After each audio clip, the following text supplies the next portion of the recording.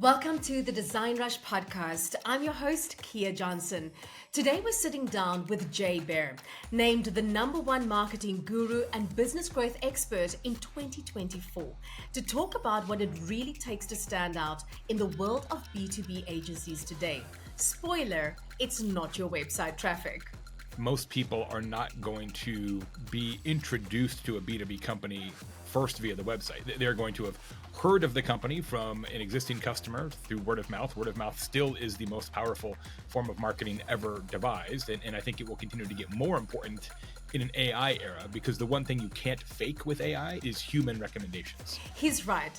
Studies show that personalization is the name of the game in 2024. 71% of customers expect tailored experiences, and generic messaging just won't cut it. Jay also introduces us to a concept that's changing the marketing game: atomizing awareness.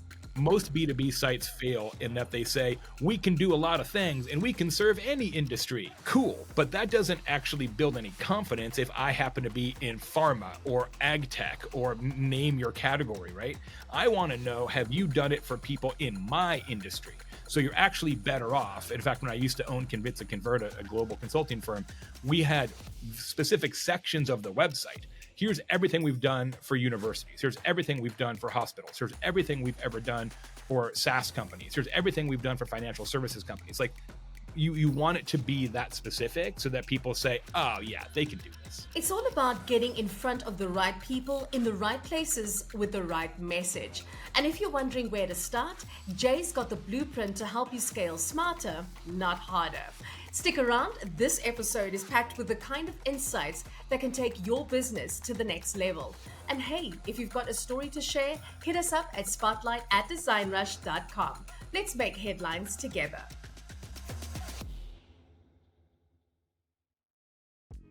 Jay, thank you for joining us on the DesignRush Podcast. It's so great having you with us on the show today.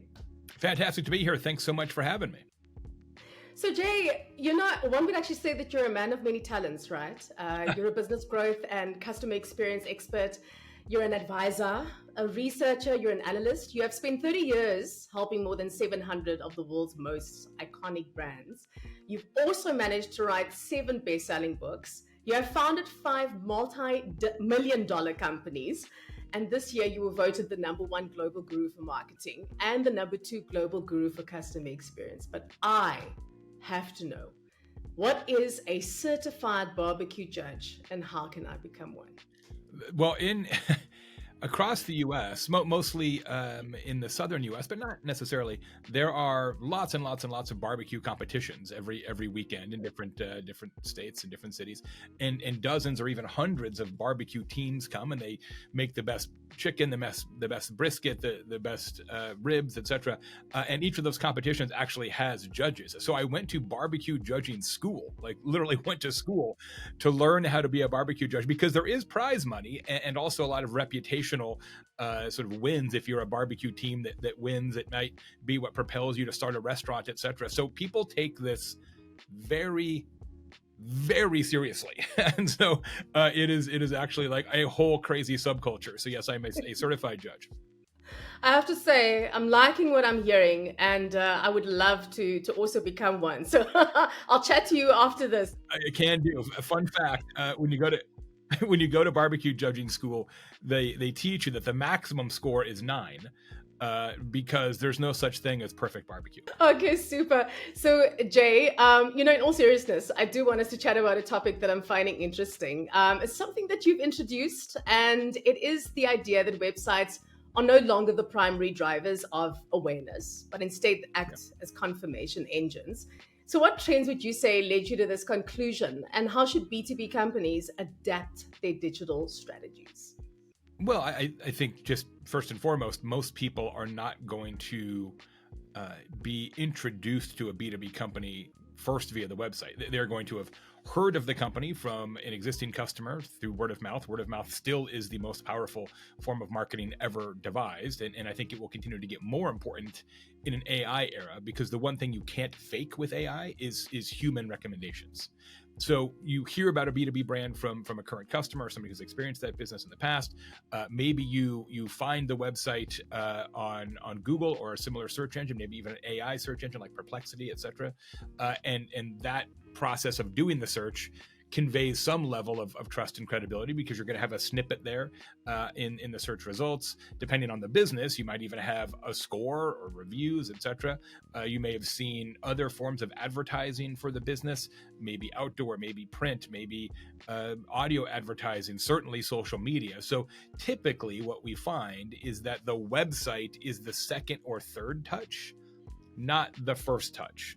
And that has some implications for what you're trying to actually achieve with that website. Now, furthermore, your website is less important today than it was yesterday. It will be less important again tomorrow, and it will be literally less important every day that you live, because increasingly people are going to get the information they need without going to the website, right? This is the power of AI-driven search, rich snippets. Instead of saying, okay, Google, give me an infinity list of links and I'll click, no, that's not it, back, click, no, back, click, no, not really, back. You're going to get the answer served up to you whole. And so you're already seeing that, right? With decline in SEO traffic, and many of the predictions are that SEO traffic will be down by a third in the next couple of years. That's so interesting. And it's interesting the way you're sort of explaining, websites. I mean, I think it became almost like a craze for a couple of years. You have to have a website. And obviously it's very important for you as a business, as a brand, to ensure that you do have that visibility at the end of the day. But so much is changing right now, hey? I mean, it's exciting, but it's terrifying at the same time. That's pretty much you clearly have to have a site. I mean, I'm not saying don't have a website, but I'm saying it does different things in the value proposition, and you're going to get fewer people there than you have in the past, right? If you're looking at your analytics for your website and you're judging your current sort of website traffic, if you will, and you're looking at that versus last year or last quarter, you're going to be sorely disappointed, and you will continue to be disappointed as people just don't use websites as much as they used to.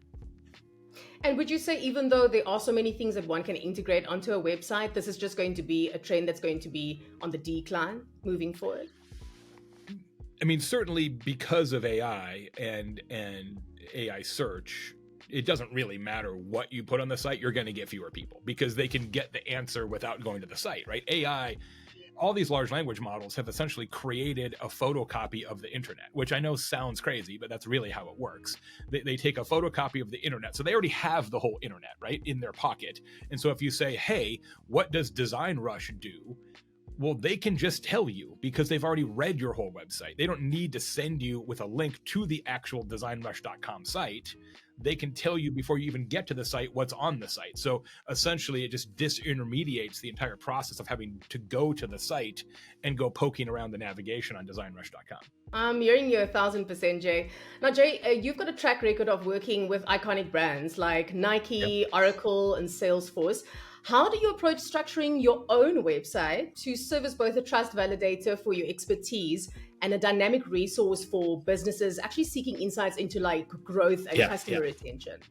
Yeah, it's really true. I mean, so much of my work nowadays, since I've sold my consulting firm, is as a speaker and as a presenter, right? So very true in that industry that it's often not the first touch. Somebody saw me speak, somebody heard that I am good at giving presentations, somebody referred them to me, and then they go to the website to be like, yeah, is this guy like a serial killer? Is he actually good at this? Like, it's sort of a validation more so than an introduction. So of course, on a site like mine, you have to talk about the things that you can bring to an audience, et cetera. And you've got different topics and about me and biography, et cetera. But really what I try to emphasize, and I think most people should do this regardless of their industry, is who am I a good solution for? Who have I done this for in the past? And what did those people think of it, right? So it's pretty heavy on clients, industries, and testimonials. And I think that's a good way to think about it for a lot of people in B2B. Clients, industries, testimonials, right? Like, who have you done this for in the past? And are those people similar to me? And if they are, then like, oh, DesignRush is a good fit, or Jay is a good fit. There's a theory in sales. It's called the similar situation sale. And the similar situation sale is one of the best ways to actually take money from people. And essentially a similar situation sale is, I have done exactly what you need for somebody who has problems exactly like yours. And if you can align those things together, it is much easier to sell. Jay, my next question is in two parts, right? First, you've seen B2B companies that grapple with transitioning their websites from lead generation tools to credibility-focused platforms. So what are commonly their biggest challenges? And then secondly, how can they effectively navigate this transformation? I know you were touching now on things like testimonials and all of that. Yeah. Is there anything else that can be done to sort of improve that and just keep on building and building? Yeah, the first thing I would say is it's not, Kia, either or, right? It's not a lead generation site or sort of a credibility site. It is a credibility site that is required to generate the leads, because you have to convince people at some level that you are the right fit, and because most folks are not clamoring to fill out a contact form because they know what's going to happen, right? With sales automation, the second they hit submit, right, their phone's ringing, they're getting an entire automated sequence from a robot of follow-ups, right? No, it sucks, right? Like sales automation and the follow-up process once you submit any kind of inquiry is arduous, right? And onerous for the actual buyer. It's we've all been there, especially in B2B. It's a hassle. So people are reluctant to actually provide any information until they're pretty sure, like, yeah, these guys might be the guys, right? This might be the people we want to hire, because you don't want to do that cavalierly, because you're just setting your inbox up to be bombarded by follow-up messages from a sales team. So what happens as a practical matter is that people don't raise their hand now until they're further down the consideration funnel, right? You've got to be pretty sure that this is at least a pretty good option. And consequently, the site itself needs to recognize that and provide more reassurances, more specificity that in fact you are a good fit, so that it allows people to have a higher confidence level before they actually fill out the contact us form. So you need more testimonials, more videos. And I think the word I would use, and I'll keep coming back to this, is more specificity. Most B2B sites fail in that they say, we can do a lot of things and we can serve any industry. Cool, but that doesn't actually build any confidence if I happen to be in pharma or ag tech or name your category, right? I want to know, have you done it for people in my industry? So you're actually better off. In fact, when I used to own Convince and Convert, a global consulting firm, we had specific sections of the website. Here's everything we've done for universities. Here's everything we've done for hospitals. Here's everything we've ever done for SaaS companies. Here's everything we've done for financial services companies. Like, you want it to be that specific so that people say, oh yeah, they can do this. And not just that, I mean, don't you find, just in terms of like navigation and just, getting that information now and there and then being able to almost like cut through. I mean, I believe you don't like red tape. Something I found out about you. You're not a fan of red tape, but yeah. So well, I mean, here's the thing. Like, my friend Marcus Sheridan is sort of the expert at this, right? On this idea that too many websites hide the important stuff. And this is particularly true in software. The idea is, hey, here's kind of what we do. But if you want to actually know what it costs, set up a demo, talk to a sales rep, right? And you're like, just tell me approximately what this might cost. Why is that so damn hard? Just tell me I don't need to know, nor do I expect you to tell me to the penny what it's going to cost. I'm not crazy, but can't you just tell me that most of our projects are between $10,000 and $45,000? Is that, just give me that much, right? And so many organizations refuse to even acknowledge pricing on the website anywhere, because they think, and it's wrong, they think that somehow people are going to like, well, I guess I got to talk to a sales rep. That'll be fun. It's actually a worse experience, not a better experience. Just give people some idea of what it costs. Now, if websites are no longer the go-to entry point for initial discovery, how can traditional content marketing like blogs and white papers and case studies be strategically rather leveraged to Yeah. build trust and engagement with like target audiences? What do you say? Super critical for a couple of reasons. One, and I just want you to ponder this, of all the places, online at least, in the world, that somebody can find out about your business, your own website gets the least amount of traffic, not the most. So yes, blogs, podcasts like this, infographics, social, YouTube, etc., etc., etc. But what makes those work, with the possible exception of blogs, because they're typically on your own site, is that you are putting your content in front of people who are not on your website. They're on somebody else's website, right? YouTube has way more traffic than you do, right? So does any kind of industry site, which is why nowadays, I think if people are going to create written content, e.g. a blog post, I think you're often better served using those as contributed articles in some kind of industry website that brings together sort of people water cooler style in your category, right? So I don't do a lot of long form written content anymore in terms of blogs and articles. I've written 2,000 blog posts, I think, but not for a while. But today, if I was going to go down the path of episodic written content, I would say I'm not going to put it on the jaybaer.com site. I want to put it on some kind of site that people go to look for speakers, right? Because that probably has more traffic than my own site does, right? So you're essentially taking your content and setting it free, right? It's like when you open the cage and all the doves fly out. Each of those doves is a piece of content that you have created, but don't keep it in a cage on your roof. Let those doves fly away, and you'll actually reach more people that way. Does that make sense? That was a weird analogy. It does. I'm just loving the like dove analogy right now. I'm like actually picturing the doves. That was just off the top of my head, so that may not be my finest analogy of the day, but I'm doing my best. That's okay. I love the doves. It was all good. Great. Real-time analogies. That's what we're here for.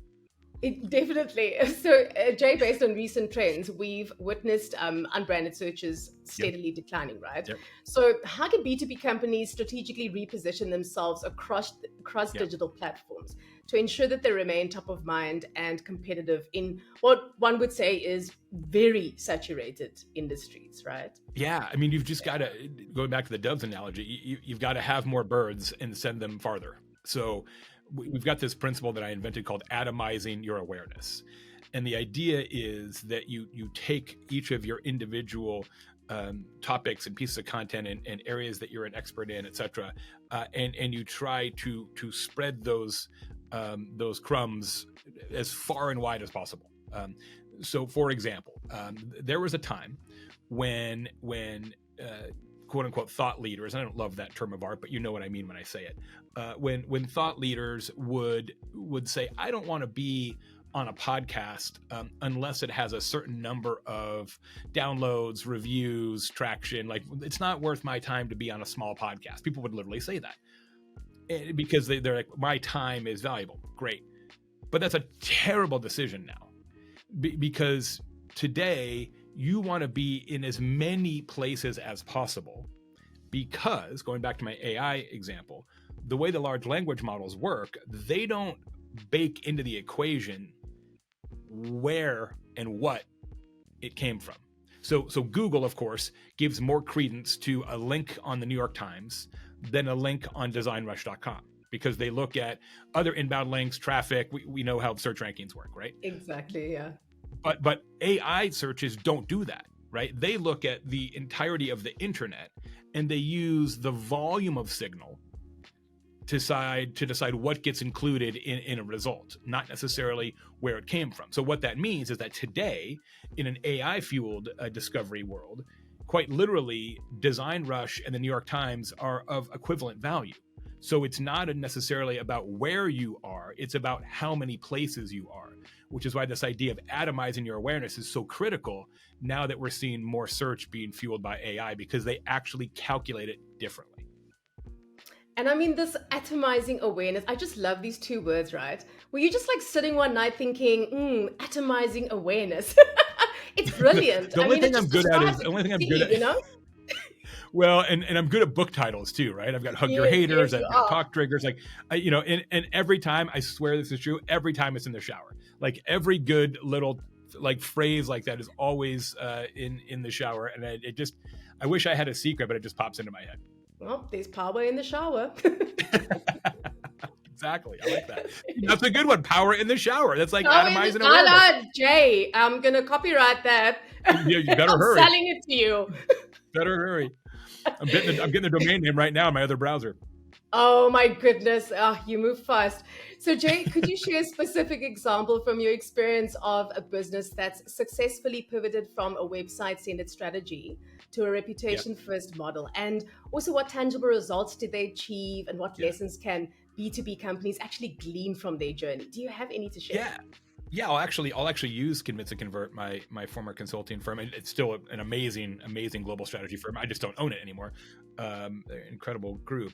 But we literally did this. Like we sort of practiced this atomize your awareness principle and redo the website. We did it on ourselves first, and then proved that it worked, and then took it to clients, because we had a very conventional B2B professional services organization website. Now, we had a very popular blog that literally at one point drove millions of visitors a month, which helps clearly. But once blogging started to kind of fall out of fashion, we didn't have the same kind of inbound engine that we had in the past. And the site was basically, here's a bunch of blog posts. If you like that, imagine if we were working for you, right? And fill out this lead form. Very conventional, but it just stopped working the way it used to. And so that's when we said, okay, two things are true. One, we have to take what we know and put it out, right? We've got to unleash the doves, the atomize your awareness principle. And we're going to get out in the world, and people are going to find us out there and then come back to the website. And then once they come to the website, they have to find different things than they used to. So the first part, that letting the doves out and atomizing the awareness, started to do a lot more guest articles and a lot more columns and things on other industry websites, because we're introducing marketingprofs.com and places like that, where we're introducing adobecmo.com. We're introducing new people to our work who might not have found us in a search engine. Then had a very, very still do a very successful podcast called Social Pros, which have done 600 episodes now and has been named best marketing podcast in the world twice. Is a top 50 marketing podcast in the world in Apple. So that has a lot of traffic as well. Then added social media programs, LinkedIn, built a TikTok presence, a very popular email newsletter, et cetera, right? So all of these different atomized awareness assets that were intended to each be a dove that flies away, and somebody sees that bird who might not have seen anything about the company to begin with. Then, interesting, Convince and Convert. Maybe they can help us. Oh, the other thing I should say, I forgot one. I've always done a lot of speeches, but what we did was we trained 8 other strategists on the team to be professional speakers. And I spent an enormous amount of money getting them trained up. And now all of them are keynote speakers. So now instead of having Jay out there on stage saying, hey, you should learn this and Convince and Convert to help you, you have Jay plus 8 other people doing that at different conferences, at different events, in different audiences, right? And so that's just like a force multiplier in that regard. Then once they come back to the site, we rewrote all the copy per what we talked about earlier, right? More testimonials, more client logos, more case studies with actual hardcore results, and then sections for each of the main verticals, right? Higher ed, pharma, manufacturing, travel and tourism. Each of the main verticals had its own freestanding category, which included blog posts and podcasts that were relevant, right? It was almost like a mini site for each category, which then just tells a potential client, oh yeah, these guys, for sure, they can do this work. And so leads went up dramatically, like 300%. Traffic went down, but leads went up. And ultimately, unless you're selling ads, you care about leads, not traffic. Wow, that's amazing. I mean, I don't know where you get the time. You've got so many I have things a great going team. on, and you've just got you're this powerhouse, and this engine that keeps going. I think it's absolutely wonderful. Thanks. So I have a lot of energy for an old man, put it that way, but also an incredible team. You're not an old man. So, Jay, my final question to you is, what would you say are the 4 must-have elements that every B2B website needs to build trust and close the deals in today's complex digital landscape? So it's one thing getting people there, but like, how do you get to the closure as well? Yeah. Yeah, well, let's just note, you're probably not going to get a close, right? Somebody's not going to be like, custom consulting job, pay with PayPal, check out now, right? It's not really a close, right? So let's say a lead. Yeah, it's not quite that easy. I wish someday. We talked about it. Pricing, at least a price range, right? So that people have some idea of what they're getting into. That'd be the first thing. Second thing would be a lot of testimonials. And video is way better because people just believe them way more. Anybody can write a fake testimonial, right? But a video with a client on camera saying, yeah, these guys are amazing. Like you should totally hire them.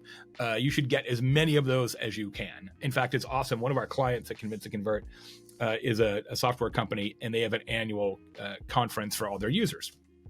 And they have this thing where when people check in for the annual conference, they've got multiple people set up with cameras and backgrounds. Like, oh, here's your name tag. Would you want to shoot a 30-second testimonial video just while you're standing here? And like 30% of the attendees do it. So they get like 150 video testimonials in a day. Wow. And they're good for the next year. And they do it again the following. It's genius, right? When you have all your clients together, obviously they like you, otherwise they wouldn't come to the conference. Just put a camera in their face and say, just talk for 30 seconds. Some of them will suck, but who cares? If you have 150, if you have 150, there's going to be some gold in the river, right? So, so pricing, testimonials.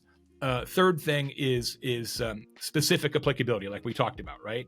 If you do work in manufacturing, talk about that. If you do work in hospitality, talk about that, right? So talk more about category, because one of the things I've learned in my career, which actually really annoys me, is people in a particular vertical often think that the exact same project or the exact same solution in a different vertical doesn't apply to them. Like if you do a project in financial services and somebody in pharma has the exact same circumstances, they will often think that that doesn't count because it wasn't done in pharma, which to me is a little bit absurd, actually. But knowing that that's true, just talk about all the different verticals that you work in and that you can serve, and that will help. And the fourth thing I would say, so to recap, we have pricing, testimonials, specific verticals, and the fourth thing is some kind of an FAQ. People really use those, and you should build a better one, right? It frustrates me so much when I go to an FAQ and there's 6 questions there. It's if I told you right now, okay, Kia, sit down and write for me the 25 questions that people have most often about DesignRush. You could do it right now. Exactly. Off top, you just write it down off the top of your head. You wouldn't even have to think about it. You just write it down. And then I go to somebody's FAQ. I'm not saying this is true in DesignRush's case, but in general, you go to their FAQ and they have 6 questions. Bro, what about the other 19? Yeah, right. You've just told me that you know these are questions, and you don't even have them on your own website, right? So a rich, deep, living, updated FAQ is something that almost everybody can and should get better at. Love that. Love it. Jay, we've come to the end of the show right now. No! I know, I'm like, what am I going to do? Really, I'm like, this is so awesome. Like, I'm enjoying myself, like having such a fantastic conversation. Thank you so much, Jay. It was wonderful having you with us on the show. I look forward to having you join us again soon. We'd love to do it. Let me know. Thanks so much, everybody. Awesome. Bye.